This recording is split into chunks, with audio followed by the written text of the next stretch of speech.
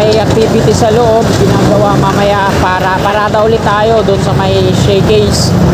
Yan, dyan yan sa may parking. Diretso patungo doon sa F. Castillo Street, corner A. Luna. So ayun yung tutunguhin natin ngayon. Yan, nandito na tayo.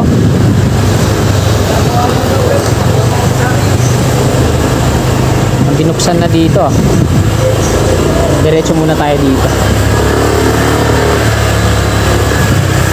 Yun, open na. Ay, sinarado na nga dyan. Nilagyan na nila ng gate. Ayan, ito po yung A. Luna Street. Paano makakadaan yung mga nakatira dun sa dulo? Ito na mga kababayan. Nilagyan na nila ng gate dito. A. Luna Street po ito, no? No parking.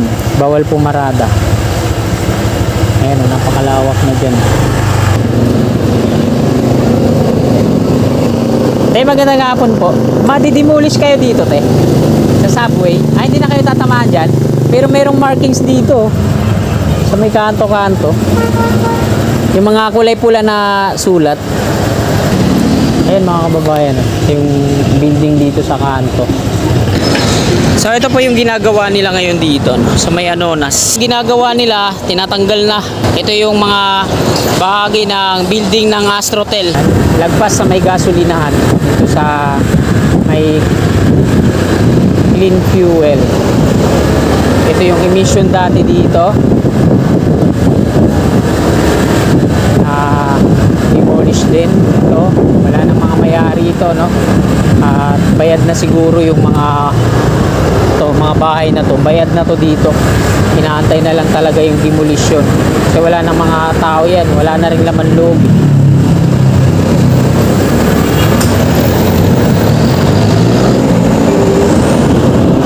Mabilis Street.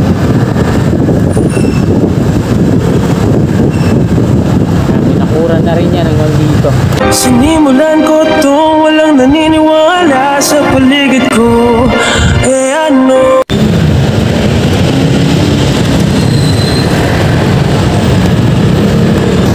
Magandang hapon po sa inyo lahat mga kababayan. Welcome po sa panibagong update. Nandito po tayo sa kahabaan ng Aurora Boulevard eastbound at mag-update tayo ngayong hapong ito dito po sa may Anonas station ng Metro Manila Subway Contract Package 103. Kasama po ito ng Camp Aguinaldo sa package na ito, no? About naman dito sa Camp Aguinaldo, to pakita ko muna sa inyo. Ito na yung status niya ngayon dito, no? Meron na po itong tunnel boring machine sa underground at ito na yung progress niya. So ganito na kaganda dito sa Camp Aguinaldo. At ayan, balik naman tayo dito sa Aurora Boulevard ulit, dito sa Anonas. Ito yung stoplight. Anonas Street po ito dito, no? Pakaliwa. Dito sa may bakod na to mga kababayan, yung station box dating Astrotel.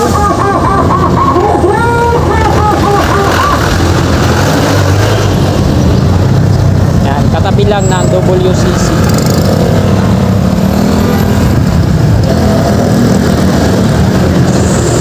Yan yung footbridge. Parang may activity sa loob, ginagawa mamaya para parada ulit tayo doon sa may showcase. Yan, dyan yan sa may parking. Diretso patungo doon sa F. Castillo Street, corner A. Luna. So ayun yung tutunguhin natin ngayon.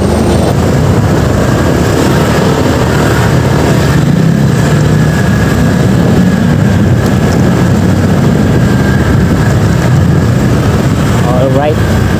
So yan, F. Castillo Street na to dito mga kasikap. Kanan muna tayo dito hanggang dito sa dulo, no? Kasi nung nakaraan kalahati na ng establishment dyan sa unahan yung na-demolish. Yan, nandito na tayo.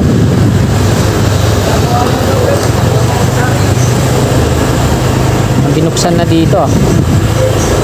Diretso muna tayo dito. Yun, open na. Ay, sinarado na nga dyan. Nilagyan na nila ng gate. Ayan, ito po yung Luna Street. Paano makakadaan yung mga nakatira dun sa dulo? Ito na mga kababayan, nilagyan na nila ng gate dito. Luna Street po ito, no? No parking, bawal pumarada. Ayan, napakalawak na dyan. Ayun, lawak na nang na-demolish nila. Patungo yan dun sa may Aurora Boulevard pa. Ano kasi ito, pa slide. So ito yung plano niya, no? Pasilip ko muna. Ayan, ito yung kulay dilaw na ano, ayan yung station box niya. Patungo yan dito sa Aurora Boulevard. Ay mula dito Aurora Boulevard, patungo yan dito sa kung saan tayo kumanan kanina.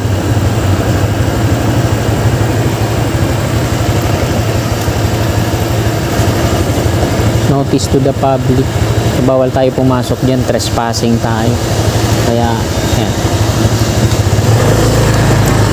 kaliwa na tayo dito. Yan, ang dami ng mga markings dito. Dito din nilagyan nila ng gate kasi dinidemolish na yan dyan sa loob. Yan, pati yung building na yon, parang foundation, dinidemolish din.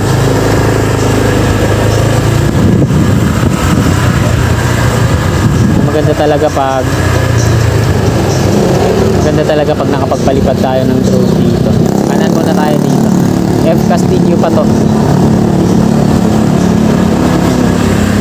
So, ayan, naglagay din sila ng gate dito. Ito yung mga bahay dito sa kanan. May mga markings yan, kasama yan.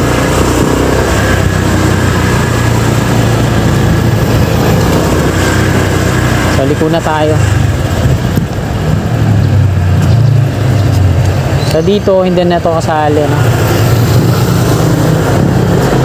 Ito may markings pa rin dito, eh, no? Ayan, no? Sa bahay na to sa kanan.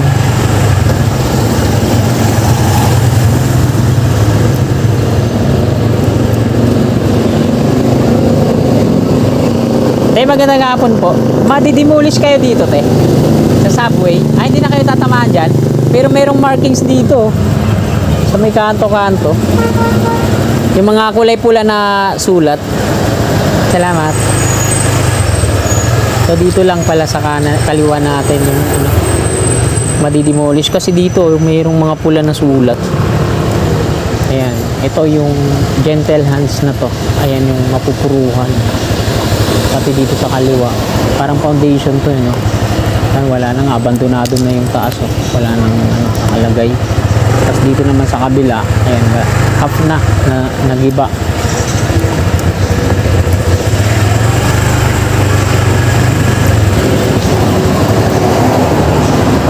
Pati dito sa kanan, no, abandonado na to, wala nang nakatira. Ayan mga kababayan, yung building dito sa kanto,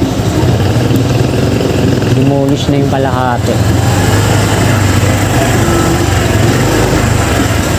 So ito, balik ulit tayo dito sa Aurora Boulevard westbound. So titingnan natin kung makakaparada tayo sa may showcase at dun sa may ano, makaakyat tayo sa footbridge kahit saglit lang, ano. Aakyat tayo dito sa footbridge.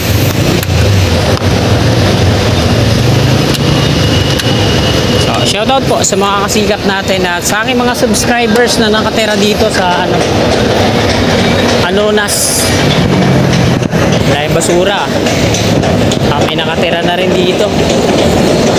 Yan sa gitna mga kababayan, nandiyan pa rin yung mga kababayan nating dwellers.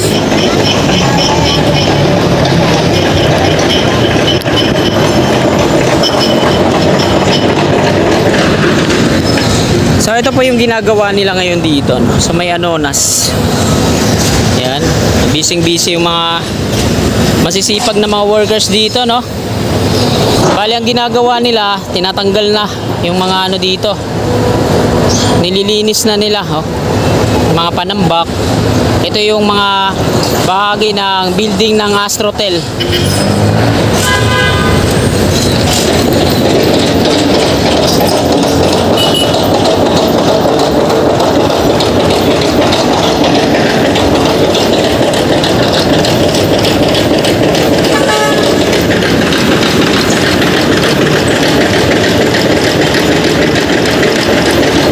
sala. So ito na lang yung hindi pa nadidemolish sa kaliwa. Ang daming mga steel bar. Yan. Mula kasi dito mga kababayan, Aurora Boulevard. Yan. Pa-slide yan patungo dun kung saan may dinimolish na rin dun sa may pinanggalingan natin. Pero yung magiging entry at exit niya, dito yan sa part na to. Yung pasukan ng mga pasahero patungo dun sa underground. Nandito na po tayo sa Viluna Road. At syempre, silipin din natin yung East Avenue Station ng Metro Manila Subway Contract Package 102. At saka na tayo mag-end ng ating vlog dito sa unahan.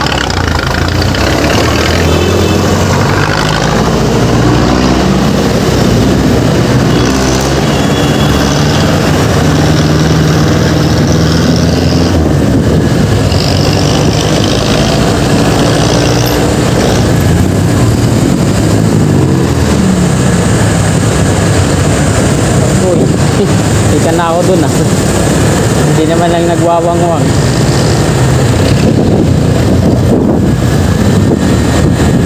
Dapat pag ganyan, yung mga ambulance na wala namang dalang mga pasyente, dapat behave sila, no? Hindi sila kumukuha ng attention sa mga kalsada. Kagaya nun, naka-counter. Eh kung bigla pala akong dumiretso, salpukan kami. Di pa nagwawangwang.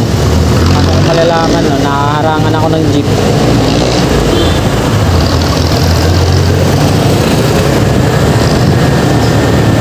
Ayan. Papakita ko na sa inyo yung umpisa ng ano dito sa subway.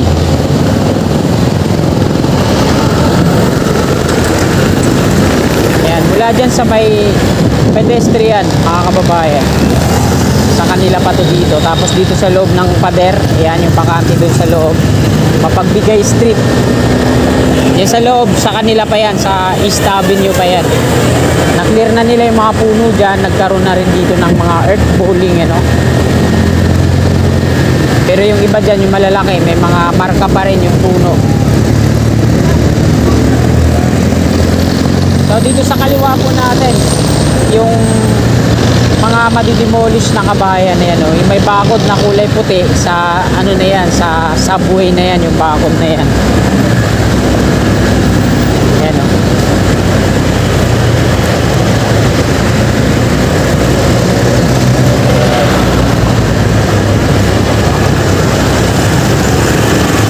Ang sisipag maglagay ng mga tarpaulin dyan bago mag-eleksyon. Tapos ng eleksyon, ang tatamad na magtanggal.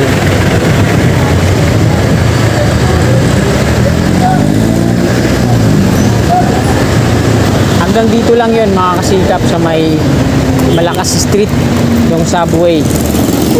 Nganan muna tayo dito.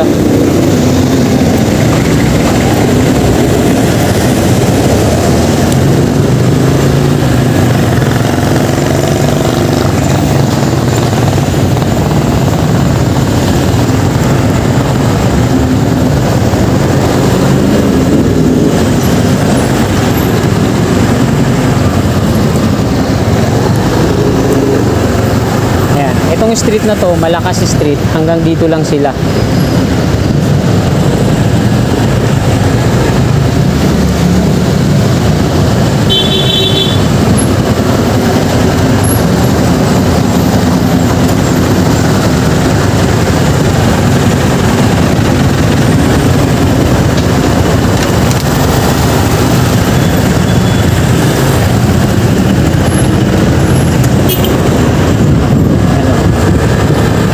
Kanan hindi na, no? Wala nang markings dito eh.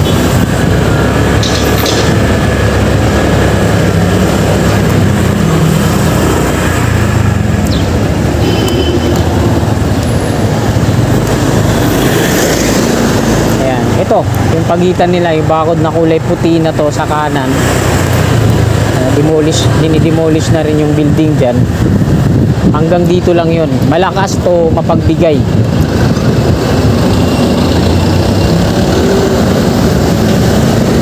Balik na tayo. Yan. lagpas sa may gasolinahan dito sa may clean fuel. Ito yung emission dati dito. Demolish din ito. Wala na mga may-ari ito, no? At bayad na siguro yung mga bahay na to. Bayad na to dito.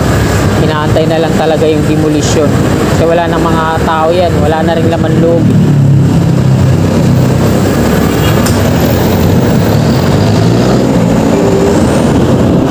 Mabilis Street.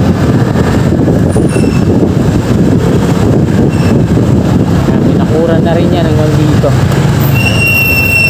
So dito sa ano na to, sa picture na to, makikita natin hanggang dito lang sa may ito, Maliksi Street. Pero sa actual hanggang dun yun sa may Shell.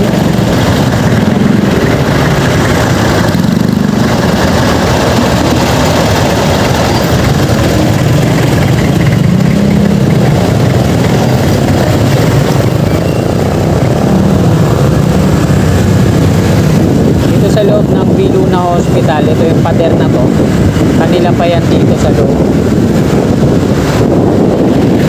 Ito yung dulo nun, dito sa may pedestrian. Yan yung mga markings, so dami.